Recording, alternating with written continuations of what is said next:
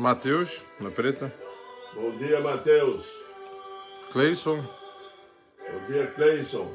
Marcos Juscelene. Marcos Juscelene. Karina, do Gilmar. Karina, bom dia. Tânia. Tânia.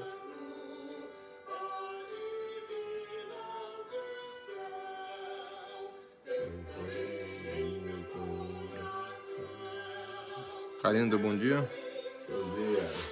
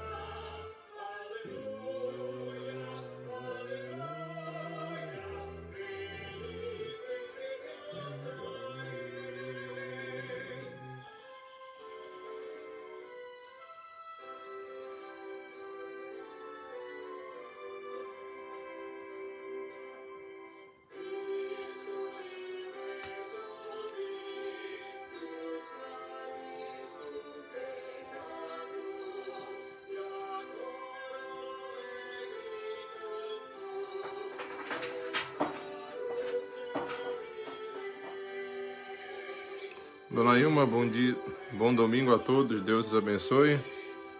Bom dia, Dona Ilma, seu Getúlio.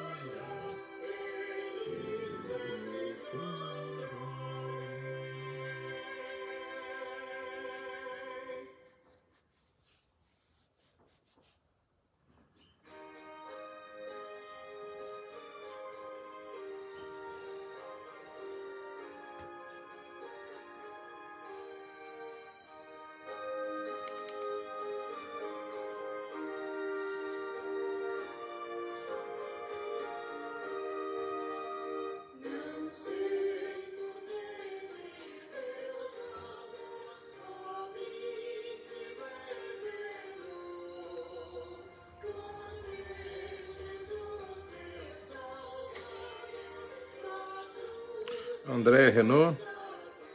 Andréia. Samuel Wetterson. Samuel e Etterson. Deus abençoe vocês. Maria Euda Pinheiro de Araújo.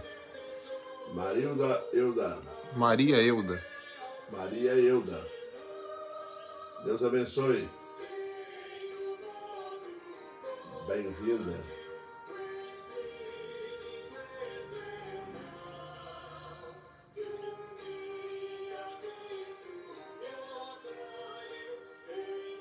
Dona Terezinha, um bom e feliz domingo, irmãos.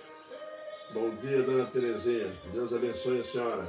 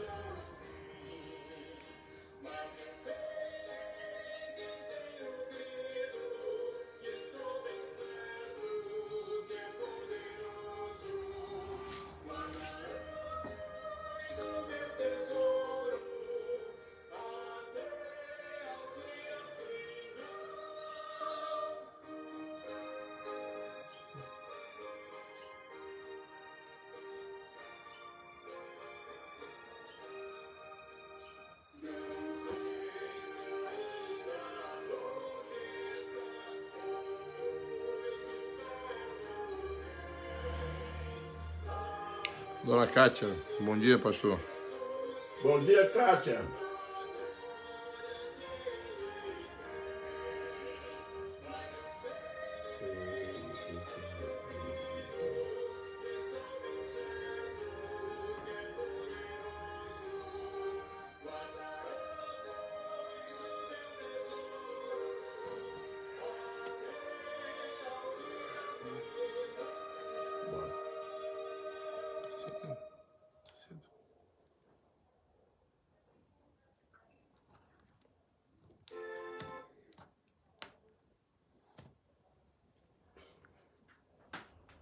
Bem, meus irmãos, nós vamos dar início à escola dominical desta manhã com uma oração.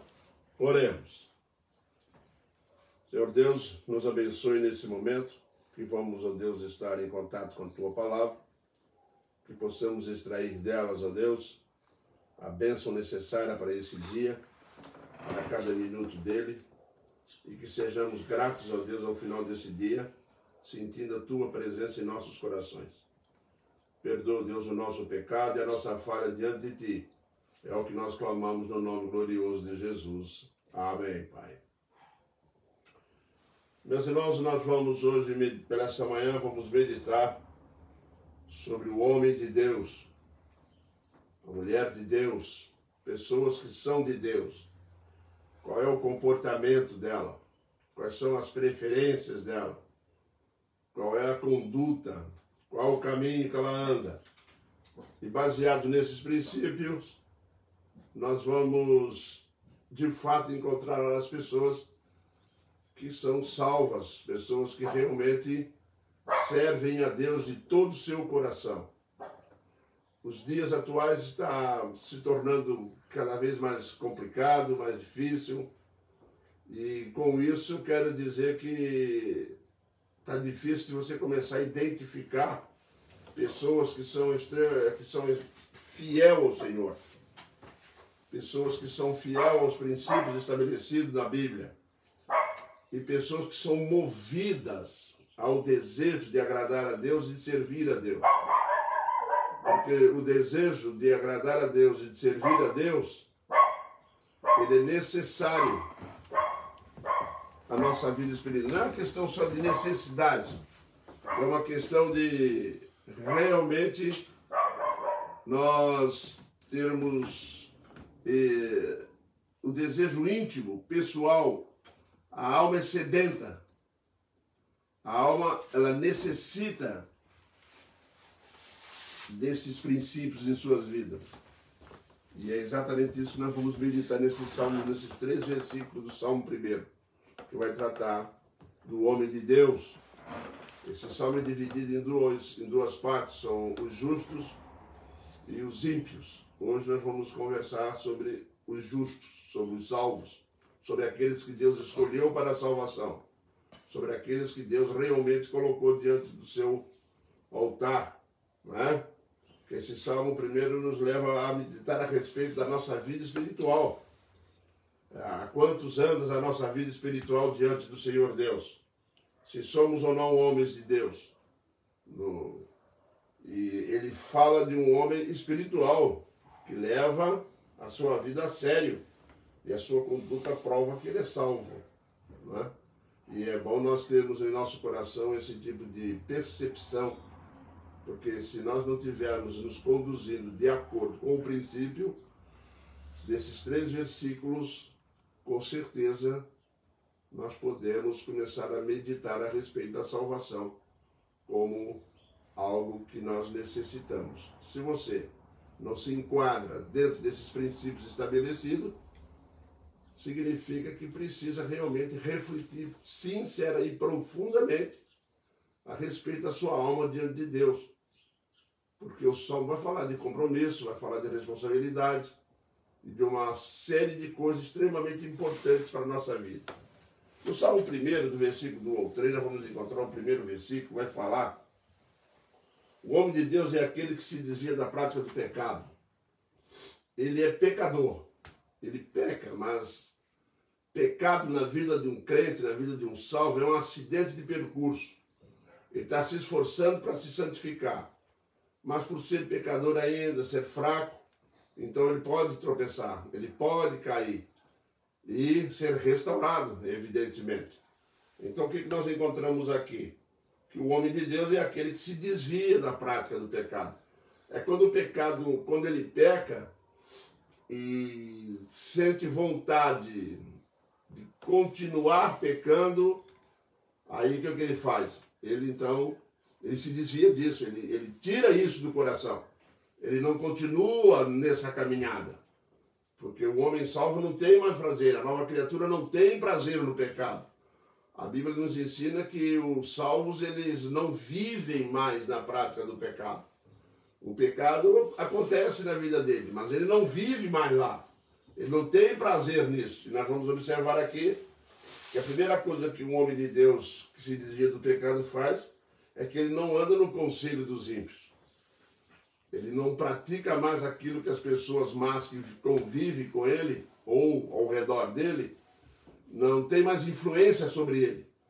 Elas não têm mais como influenciar a vida dele.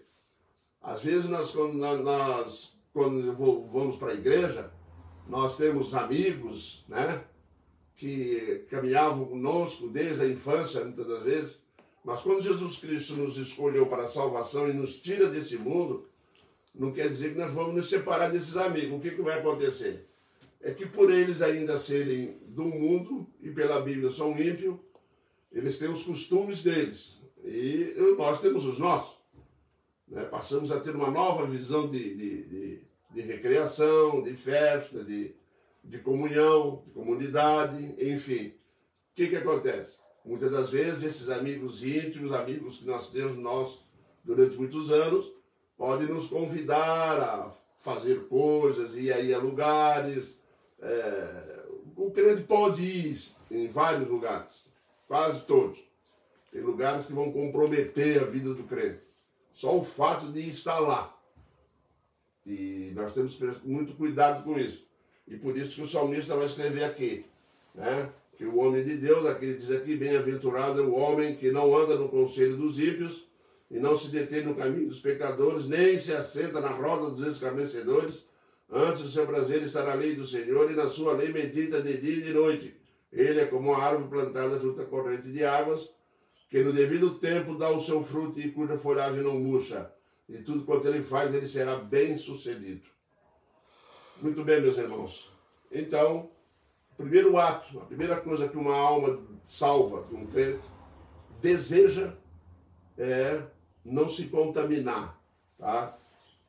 E não anda no conselho dos ímpios. Quais são o conselho dos ímpios? São vários. Né? O ímpio, o pecador, ele pode estar te convidando para festas, bebedeiras, e fumar, e usar droga, e enfim. Nós não andamos mais nesses conselhos, nesse chamado, né? Nesses convites que fazem a nós. Podemos ir no aniversário na casa de um amigo? Podemos. Se nós nos comportamos, somos realmente convertidos, nós vamos nos comportar adequadamente. Muitas vezes as pessoas me perguntam, eu posso ir numa festa na casa? Claro que você pode. Vá lá e se comporta como crente, dá testemunho lá. A pessoa que te convidou, que é uma querida sua, às vezes um casal que está fazendo festa de casamento ou comemorando os aniversários, o crente pode ir, evidentemente.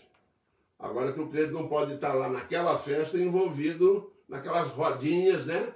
Onde as conversações não são adequadas. Então o que ele faz? Ele se afasta. Por quê?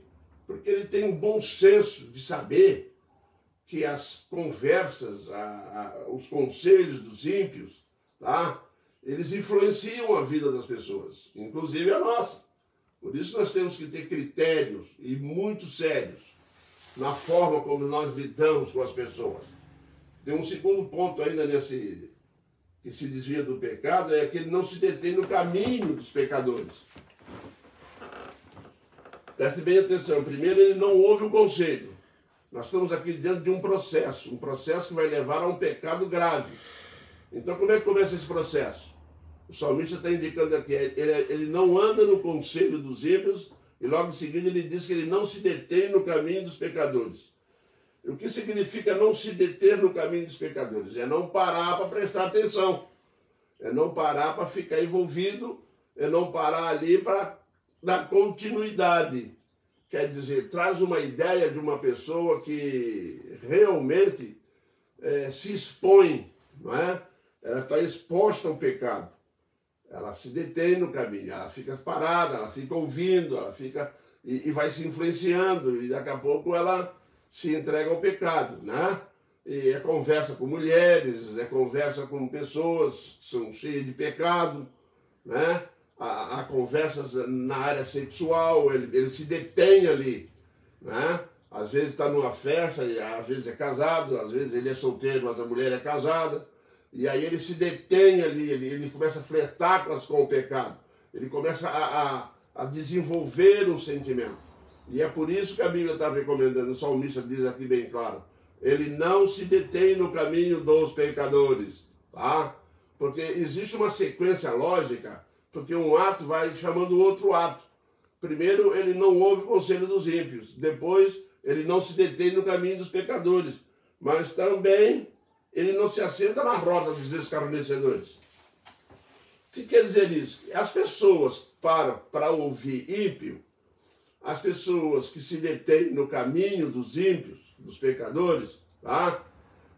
E estas pessoas são aquelas pessoas, tá? Que são os escarnecedores da vida espiritual. O que é escarnecer da vida espiritual? É uma questão simples de se entender. Escarnecer é quando uma pessoa que sabe que você é crente, que sabe que você prega o evangelho, e você que conhece a palavra de Deus, tá? Vai conversar com eles e eles vão zombar do evangelho.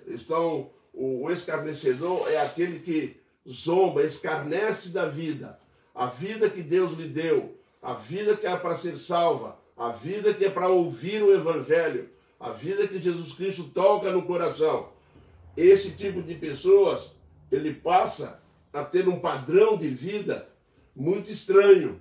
Por quê? Ele é zombador. Você fala de Bíblia com ele, ele ri, ele brinca, ele zomba, ele escarnece. Não é verdade?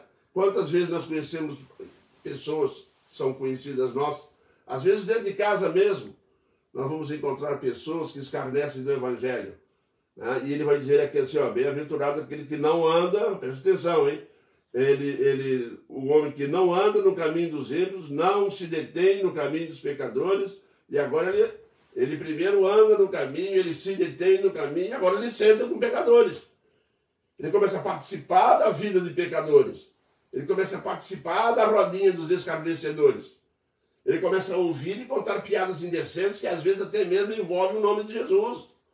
Viu? E aí fica dando gargalhada, achando que aquilo ali é uma grande coisa.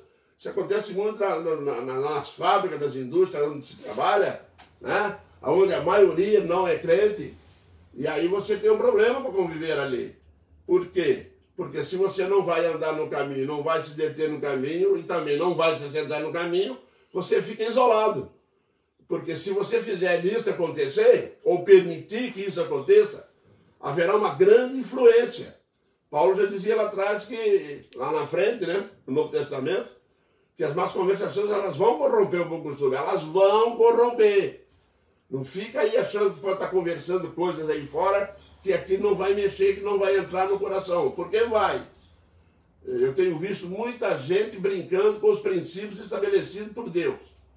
As pessoas acham que Deus estipulou princípios aqui para satisfazer a Ele. Não, Deus estipulou princípios nas Sagradas Escrituras para o nosso bem. Porque o Senhor Deus sabe muito bem que estas coisas fazem com que a igreja dele perca o bom testemunho. A pior coisa que pode existir é um crente bagunceiro, é um crente no meio da roda dos escarnecedores, no meio de pecadores, e você não consegue distinguir, não é verdade? Não consegue distinguir, tá? O crente é aquele que renuncia às más companhias. Ele renuncia, meus irmãos, não é porque ele se acha, não. É porque ele não se dá bem mais com isso. Por isso que o salmista está dizendo aqui que bem-aventurado, feliz. Ele é feliz por quê? Ele é feliz porque ele é escolhido. Ele é feliz porque ele é salvo. Ele é feliz porque ele é diferente. Feliz o homem. Ele não vai, não. Feliz é o homem que não participa disso Ele não participa disso exatamente porque ele não gosta, não se dá bem. Agora faz mal para ele. Ele não se sente bem. A nova criatura, ela não se dá bem com o pecado. Não se dá. O pecado faz mal a ela. Viu, meus irmãos? E nós temos que tomar muito cuidado para preservar isso no nosso interior.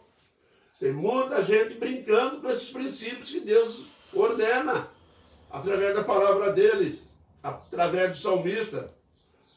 É natural da vida da nova criatura essas coisas. Natural. Não é outra coisa. Né? Às vezes está lá na empresa, às vezes está lá no mundão lá, e está envolvido e não está nem aí. Daqui a pouco a pessoa não sabe mais saber se ele é crente, se ele não é. Aí quando chega um dia, essa pessoa vai na igreja, é capaz de chegar para ele e perguntar: ué, você também é crente? Já pensou isso? Se você também é crente? Bom, eu acho não. A Bíblia diz que o crente é conhecido e reconhecido onde tiver. Ele tem uma fina reputação. Isso mesmo. O crente tem fina reputação. Ele é conhecido por ser crente. Mas como eu disse para os irmãos, isso é uma questão natural que já nasceu no coração. Ele não se dá bem mais. A roda de bebedores, né? Os escarnecedores são os que bebem a beça e não se controlam e tem vida toda torta. E o crente está lá convivendo com isso, participando disso. Só se a natureza dele ainda tem prazer nisso. Porque a natureza do homem de Deus, a natureza da mulher de Deus, ela não tem mais prazer nisso. Não gosta mais, não dá, não funciona mais. Ele gosta da igreja dele. Tem festa na igreja, ele está lá, ele gosta de ir nos cultos, ele gosta de ir nas reuniões, ele gosta de participar. Sim, porque ele é crente, é nova criatura. Ele agora é homem de Deus, mulher de Deus, a igreja é de Deus. E quando a igreja foi escolhida como nação santa de Deus, ela realmente tem outros princípios, outras formas de viver, que não condiz mais com o mundo. E existem alguns princípios aqui como proibição. Um deles, não ameis o mundo. Por quê? Porque você se amar o mundo, o amor do Pai não está em você. Por quê? Porque a pessoa que tem Deus no coração, ela não consegue amar. Por isso João vai dizer lá que quem ama o mundo, o amor de Deus não está nele. Porque se o amor de Deus estiver nele, ele não consegue amar o mundo. Agora, quando começa a amar o mundo, o amor de Deus não está nele. Ele não ama Deus.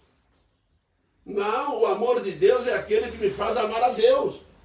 O amor de Deus no meu coração é aquele que faz amar ao próximo. E reverenciar e andar conforme os princípios. Porque eu sou evidência do Evangelho, eu sou testemunha de Jesus Cristo. Por isso que o homem de Deus é especial do ponto de vista espiritual e do ponto de vista bíblico e social que nós estamos vivendo. E cada vez precisamos mais de homens de Deus sobre a terra. Essa é uma realidade seríssima na vida do crente. O homem de Deus é aquele que não anda no conselho, não se detém no caminho, não se assenta na roda dos escarnecedores e ele renuncia às más companhias. Se você já sabe que a pessoa que você está querendo se envolver contigo, não se envolva. Não abra sociedade com ímpio. Não abra sociedade de negócio com gente do mundo. Não abra meninas novas aí, não se case com gente do mundo, porque senão você vai acabar sentando na roda dos escarnecedores. Isso mesmo, não se assenta, não ande no caminho deles. Eu tenho visto as meninas da igreja nova, às vezes, escolhendo pessoas do mundo. Você está pensando que pessoas do mundo gostam de Deus? Eu aprendi uma coisa muito cedo na igreja. Eu tinha um tio que era muito crente, ele falava comigo: se uma pessoa não amar a Deus, ela não vai te amar. Aprenda isso, você que está aí no princípio da vida, começando a sua vida agora, querendo casar, querendo levar uma vida séria diante de Deus, aprenda logo isso. Uma pessoa que não ama a Deus, ela não vai te amar. Que é impossível isso acontecer. Se o amor de Deus não estiver no coração dela, ela não vai te amar. Não vai amar ninguém. Cuidado. Por isso que o homem de Deus é aquele que se desvia da prática do pecado. Ele se desvia do pecado para a preservação espiritual da sua vida diante de Deus. Ah? Mas tem uma outra coisa que também está no versículo 2. tá? Ele tem prazer, né? Não tem prazer nas coisas do mundo. Eu acabei de anunciar aqui, né? As coisas do mundo são desprezadas. E quando digo coisas do mundo, eu estou falando de relacionamentos, eu estou falando de negócios, tá? Tem muita gente aí fazendo, não é fazendo, é querendo abrir, querendo se envolver em coisas financeiras com gente ímpia. Depois reclama por que não deu certo, não é? Não deu certo porque não era para ter sido feito daquela forma. Nós convivemos num mundo de pecadores, somos pecadores, mas nós temos que ter critérios, porque amanhã ou depois vai dizer que Deus não abençoou, vai dizer que Deus não está dando o sustento necessário, mas Ele está. Agora, a forma como nós estamos querendo isso é a forma contrária à vontade de Deus. Por isso que o verdadeiro crente não tem prazer nas coisas do mundo. Sim, não tem prazer nas coisas do mundo, tá? As coisas do mundo são desprezadas para ele. Ele não entra em julgo desigual com ninguém no mundo. Ele não tem envolvimento desigual. O que é julgo desigual? O julgo desigual é um crente que é tratado por Deus e uma pessoa que não é. Seria a mesma coisa que botasse um jungo sobre no pescoço de um boi e do lado colocasse um burro. Você acha o quê que ia acontecer? É desigual, não vão andar junto, não dá para andar. E é interessante que é isso que a Bíblia está ensinando, não fazer julgo desigual com o mundo, não ame o mundo, separa-se do mundo. Nós estamos no mundo, mas não somos do mundo. Por isso que o verdadeiro crente salvo no Senhor Jesus Cristo, ele não tem prazer nessas coisas. Mas ele não tem prazer, meus irmãos, não é porque o crente fica aí estudando como é que eu faço para não ter prazer, né? Devia ter uma apostila, né? Me ensinando como é que eu faço para não ter prazer, não gostar, né? Das coisas do mundo, não gostar do pecado, não gostar de... O manual está aqui, ó. Mas não se trata disso. Se trata de uma outra coisa, que a pessoa convertida... Meus irmãos, isso aqui é um diagnóstico de um salvo. O versículo do 1 ao 3 do Salmo 1 é um diagnóstico. Quando você vê as bem-aventuranças lá em Mateus, capítulo 5, aquilo ali é diagnóstico de uma pessoa salva. Ela está falando de um salvo. Bem-aventurado os humildes de coração, porque verão a Deus. Bem-aventurado, você é bem-aventurado, é diagnóstico. Jesus, vós sois luz do mundo, é diagnóstico. Jesus está dizendo, está descrevendo para nós o que somos. Não que vamos ser através do nosso esforço, não que vamos ser através de nossas habilidades, não. É que quando somos salvos, tocados pelo Espírito Santo e Ele entra na nossa vida, a Bíblia é muito clara. Nós somos aquilo que está dizendo, do mesmo jeito como o salmista está falando aqui. Ele está deixando bem claro, está dando um diagnóstico, está levantando, tá? O que é um homem de Deus, o que é uma pessoa de Deus. Uma pessoa de Deus é aquela que não vai... ter prazer no pecado e também não vai ter prazer nas coisas do mundo. Ela não vai ter, ela não é aquela, não, tem um manual aqui que me ensina, não, está natural, você é salvo, você tem Cristo no coração. E quem tem Cristo no coração, ele não, por isso que ele chama de feliz. Bem-aventurado é o homem. É bem-aventurado, ele é feliz porque ele é salvo.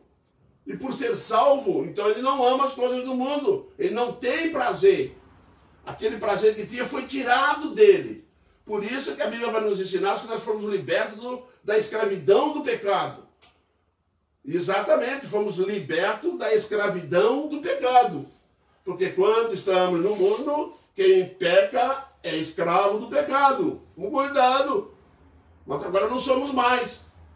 Porque nós somos uma pessoa, somos diferentes. Agora ele passou a ter prazer em outras coisas. Ele tem prazer na lei do Senhor. Olha o versículo 2 antes. O seu prazer está na lei do Senhor.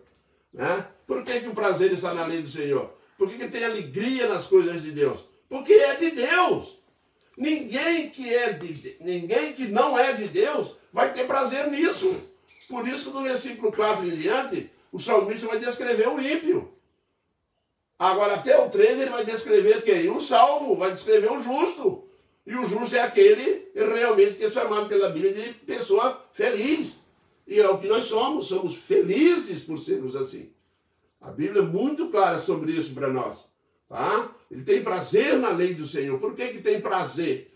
Porque ele vê resultado, ele vê resposta para a sua vida. A palavra de Deus satisfaz a sua alma. A palavra de Deus preenche os vazios. A palavra de Deus conforta a alma. Porque é a palavra de Deus. E o salmo se identifica pela palavra de Deus. Ele se identifica com Deus. Esse é algo de extrema importância para a vida do crente. E o crente que saiba lidar com isso, né? Ele tem prazer na lei do Senhor. Renova sua mente na meditação, né? E na sua lei medita de dia e de noite. Meus irmãos, medita de dia e de noite. Ao invés de estar aí se envolvendo com coisas do mundo, uma pessoa salva é aquela pessoa que fica meditando na palavra de Deus durante o dia. Se ela sai para o serviço, levanta cedo, ela lê um texto e aquele texto fica martelando na cabeça dela, ela fica debulhando ele, ela fica lutando, fica pensando, meditando, vai e vem, medita, provocando resultados na alma, satisfazendo as ansiedades da alma, satisfazendo os desejos espirituais dessa nova criatura, porque a sua mente medita na palavra de Deus. Tá? Para meditar, deixando a palavra de Deus falar no seu coração. Há momentos, meus irmãos, durante o dia que nós temos que nos separar para meditar sobre a Bíblia. Estudar a Bíblia e meditar o que ele quer dizer com isso, o que ele quer falar com isso, e vai se aprofundando, lê uma vez, lê duas, lê três, lê quatro, lê cinco.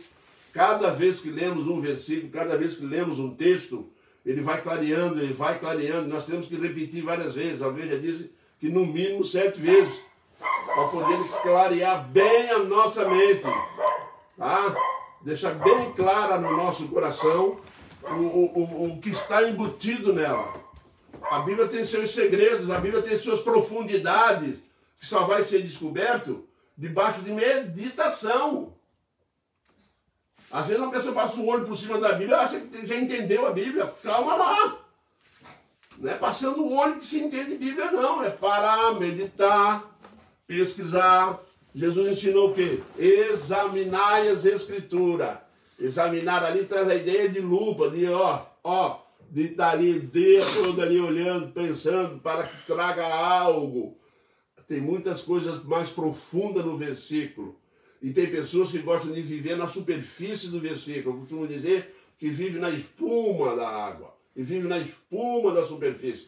Mergulha mais fundo, porque isso que quer dizer meditar. Tenta extrair dela o máximo que puder da palavra. É necessário ser assim.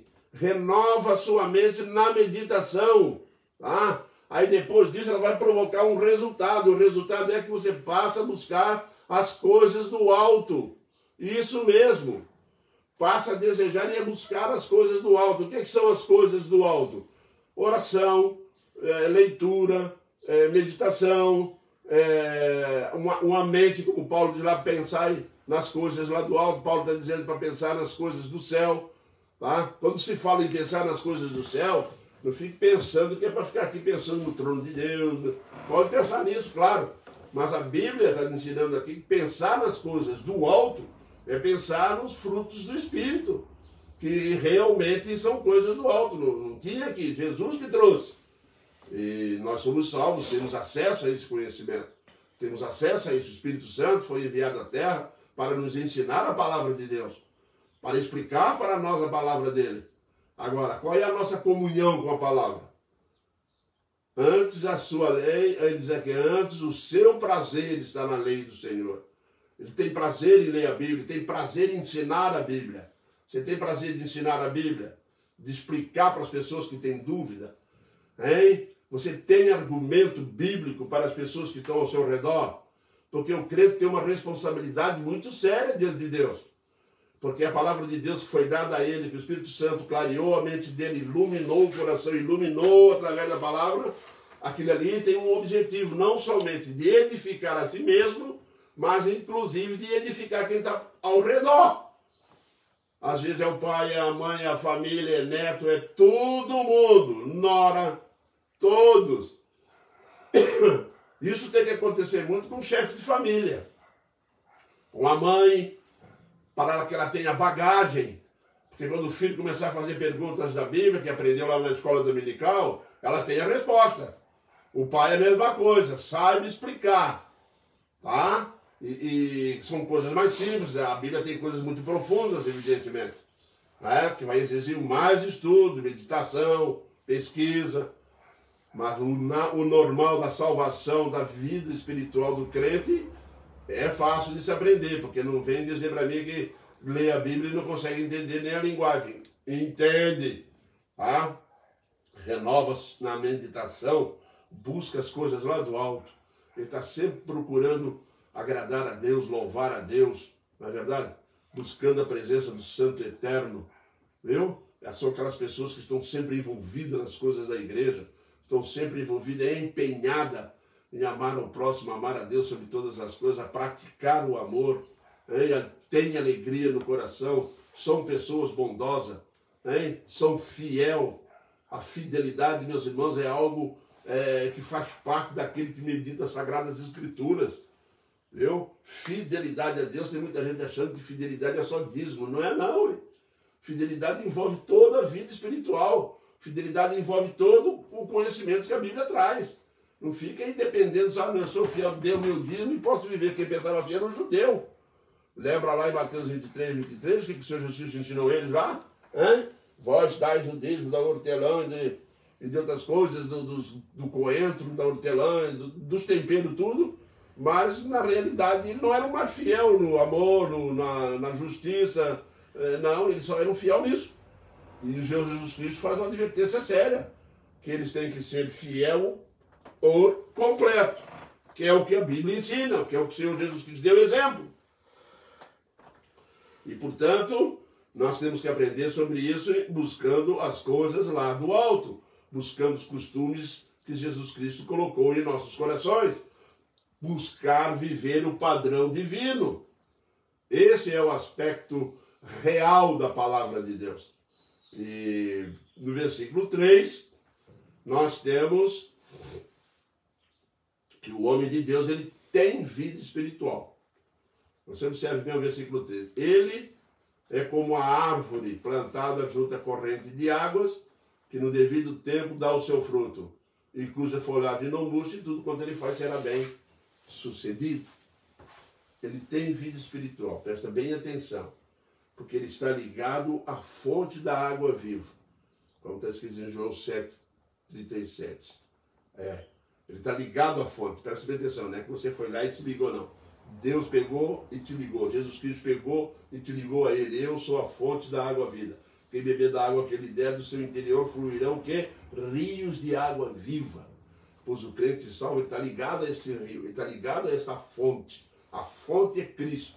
Se nós estivermos nele, do nosso interior fluirão rios de água viva. Quer dizer, fluirão de Cristo por intermédio de nós. Esse é o homem que tem vida espiritual. Esse é o homem de Deus. Ele tem vida espiritual porque ele está ligado à fonte. Ele tem vida em abundância, não é? Ele produz fruto espiritual. Quais são os frutos que eu acabei de citar aqui, os frutos espirituais da vida da igreja, do crente? Que são que as virtudes de Cristo que o Espírito Santo aplica no coração das pessoas. É isso mesmo. O Espírito Santo aplica as virtudes de Cristo em nós. Aí são os frutos do Espírito aplicados em nós. Aí vem o amor, alegria, paz, longanimidade, benignidade, fidelidade, mansidão, domínio próprio. Será que nós temos algumas características que são voltadas a isso? Porque se nós não tivermos essas características, nós temos que buscar isso com intensidade, tá? Para produzir. E qual é a utilidade de se produzir esse fruto? Presta bem atenção. Não é só ter fruto para si. Quando se fala de produzir fruto, se fala de que esse fruto ele é doado, ele é também participa, leva as pessoas a participarem desse amor. É por isso que a palavra de Deus vai dizer, ele produz um fruto, ele é como a árvore plantada junto à corrente de águas, que no devido tempo ele dá o seu fruto, viu? Dá fruto para si mesmo. e dá frutos para as pessoas que estão ao redor. Né? O amor é algo que é contagiante, é comunicado, praticado. Isso é um fruto do Espírito. Isso é fruto na vida de um homem de Deus, um homem espiritual. Ele produz esse fruto. Né? E é bom avaliar a nossa vida. Muitas das vezes as pessoas não têm certeza que estão salvas.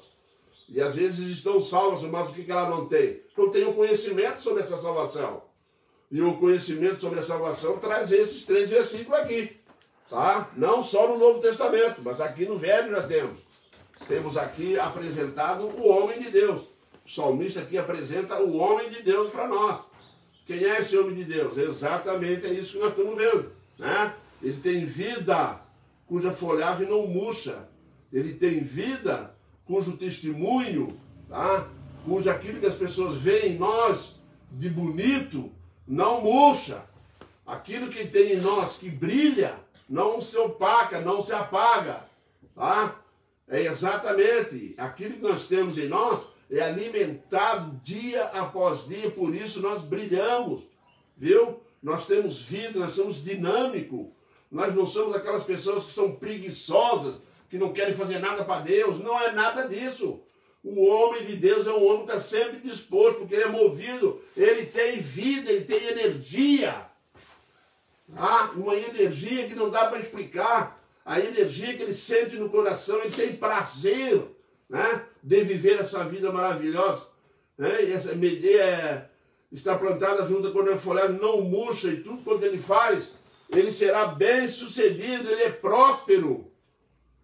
Meu irmão, o homem espiritual, o homem de Deus que busca, porque ele busca. É por isso que eu tenho muita preocupação em quando uma pessoa lê esses textos na Bíblia, ela não interpreta esse texto como se ela tivesse que ser. Não, o texto está dizendo que somos.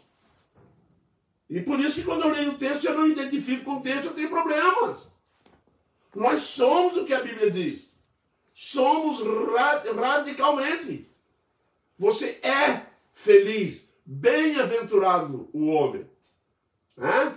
Por isso que ele vai dizer, e tudo quanto ele faz, ele será bem-sucedido. Ele será próspero. Tá? Será mesmo. Nós vamos observar isso lá na vida de José no Egito, estão lembrados? O José é um grande exemplo de um homem espiritual, de um homem de Deus. Lá em Gênesis 39:3, você encontra isso lá. Vendo Potifar que o Senhor era com ele em tudo que ele fazia, prosperava em suas mãos. Você entendeu aqui? Quando Potifar olhou para a vida de José, descobriu a primeira coisa que descobriu, que o Senhor era com ele. Por que Potifar chegou a esta conclusão? Ele chegou a esta conclusão que o Senhor era com ele, e ele diz por quê? Ele diz que porque tudo que ele fazia prosperava em suas mãos. Porque o Senhor fazia isso acontecer. Na nossa vida nós estamos prosperando. E quando eu digo prosperar, não estou falando somente de vida espiritual. Eu estou falando também da vida financeira, da vida material. Se não estamos prosperando, nós estamos usando mal aquilo que Deus dá. Porque uma coisa é certa, não venha acusar Deus. Porque se somos espirituais, Deus está doando. Deus está concedendo. Deus está dando. Viu? Tem muito crente aí andando de maneira que não bate muito bem com aquilo que a Bíblia ensina e cria para si uma série de problemas que acaba tendo problema com a sua comunhão com Deus. A igreja está cheia de gente assim, que não sabe lidar com a bênção que Deus dá. Porque Ele dá. Não vem dizer para mim que não dá. Ele dá. Dificilmente nós estamos vendo crente desempregado. Dificilmente nós estamos vendo pessoas que Deus nunca fez isso. Ele vai continuar abençoando, vai continuar abençoando. Só que haverá um momento que se não souber lidar com a bênção, vai ser corrigido. Com certeza. E glória a Deus por isso. Quando ele toma a iniciativa da correção. Porque tudo quando ele faz, tu é salvo. Então tudo que tu faz, o Senhor fará prosperar em tuas mãos. Olha para a vida de Jó. Tudo que ele fazia, prosperava. Prosperava. Eu tenho muita preocupação com pessoas que estão dizendo que são crentes e não conseguem prosperar. Está toda a vida com um problema. Isso é muito sério diante de Deus. A palavra de Deus é muito séria sobre isso. Ele é próspero. Vendo Potifar que o Senhor era com ele, tudo que ele fazia, o Senhor prosperava em suas mãos. Por quê? Porque era um homem de Deus. Porque era um homem que não estava com a sua mente voltado para o material. Vocês estão lembrados quando Salomão faz um pedido a Deus? Você sabe o que Deus falou? Sabe o que ele pediu? Salomão ia herdar o reino do pai, o rei Davi. O que aconteceu? Salomão botou o joelho no chão e falou: Pai, Senhor, me dê sabedoria para liderar esse povo. Não pediu riqueza, não pediu exército, não pediu para se libertar dos inimigos. Ele simplesmente pediu uma coisa: Senhor, me dê sabedoria. Meu irmão, faça o mesmo. Peça sabedoria. E a Bíblia vai dizer o quê? O que Tiago vai falar lá? Peça sabedoria, peça a Deus que não impede a ninguém. Ele dá a todo mundo sabedoria. Preste bem atenção, sabedoria se diferencia do conhecimento. Conhecimento é algo que eu tenho que pegar aqui, estudar, isso é conhecer, se adaptar, se apropriar do conhecimento. E a sabedoria é o quê? É a maneira de usar o conhecimento. Quanto conhecimento Deus tem dado para a sua igreja. Deus tem dado conhecimento em todas as áreas na igreja, na palavra dele, na vida profissional. Deus tem dado, meus irmãos. Não vem, não. Deus tem. Deus é bom. E ele concede conhecimento. A pessoa fica bem. Mas não tem sabedoria porque não pede. É o que Tiago diz lá. Querem sabedoria? Peça a Deus que a todos dá livremente. Não se preocupa não, é só pedir. Por que tem que pedir? Porque nós temos que admitir que nós não somos sábios, não somos capazes de administrar a nossa vida. E por isso eu preciso de sabedoria. Por isso que o homem de Deus é feliz. Porque ele reconhece que ele necessita da ajuda divina. Ele reconhece que precisa de sabedoria, coisa que ele não tem. E ninguém tem não se iluda não. Tá? São muitos obstáculos, são muitas coisas desfavoráveis. E tem que ser muito sábio mesmo para poder andar no meio desse mundão. Por isso que o homem de Deus é aquele que é próspero, ele tem vida. Ele tem vida porque são folhagens que não murcha. Ele é alimentado constantemente, a seiva dele está ligada à fonte da água. A planta vai com a raiz procurar água. Já notou isso não? Sabe por que a planta tem raízes profundas e longas? Às vezes tem raiz que vai buscar água longe. Ela sente onde é que está a água, ela vai lá buscar, ela vai se aprofundando até encontrar o terreno úmido, o terreno que vai alimentar ela com água. Aí Jesus Cristo dizendo para nós assim: nós somos semelhante a uma árvore plantada junto ao ribeiro de águas, cujo fruto, cuja folhagem não murcha, que dá o seu fruto e cuja folhagem não murcha. Entendeu? E tudo quanto ele faz, ele é o quê? Bem-sucedido. Que bênção, hein, meus irmãos? Bênção, bênção. Bom, a Bíblia só tem bênção para crente, né? Só tem bênção para crente. Esse aqui quer dizer o versículo 3. Ele é como a árvore plantada junto à corrente de águas. Essa é a figura. É isso que o salmista está apresentando para nós, o homem de Deus.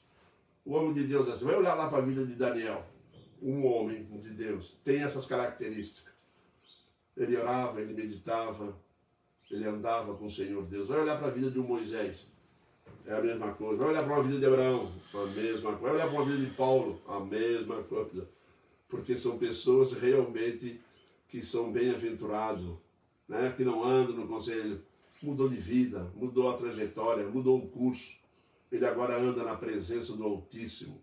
Ele anda com felicidade no coração. Porque quando a dificuldade vem, ele é sábio. Ele pediu sabedoria. Quando a dificuldade vem, a sabedoria dele conduz ele ao altar de Deus para entregar o seu problema lá e para ser restaurado lá. Vou concluir, meus irmãos. Felicidade, portanto, está no escolher o caminho certo. Você já sabe, o caminho da justiça, que é afastar-se do caminho do pecado. Esse é o caminho certo. É não ter prazer nas coisas do mundo e buscar viver em santidade diante de Deus. Sim, meus irmãos, buscar viver em santidade diante de Deus. Esse é o caminho correto que temos que buscar. Que Deus nos abençoe, nos fortaleça, que nos guarde. É o que nós agradecemos ao nosso Deus hoje e pedimos a favor de vós. Amém, queridos? Que Deus assim nos oriente e nos abençoe cada dia mais. Muito bem, meus irmãos, nós vamos encerrar esse momento de culto, de estudo bíblico da Palavra de Deus, que tivemos hoje aprendendo sobre o Salmo 1 e também do versículo 1 ao 3, sobre quem é o homem de Deus. Ali está uma revelação.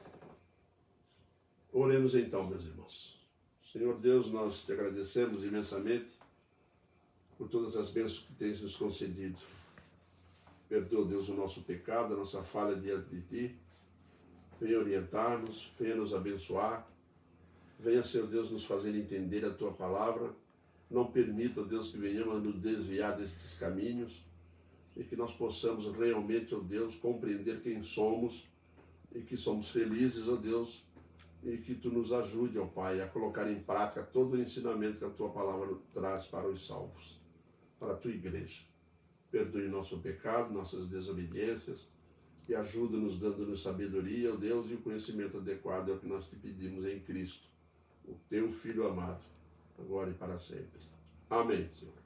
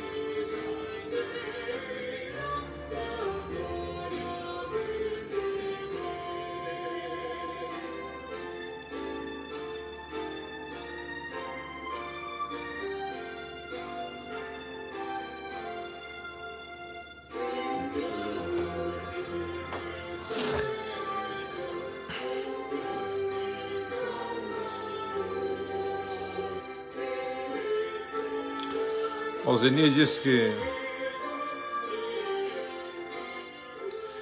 quando minha mãe estava morrendo, deixou o Salmo 1 para os filhos.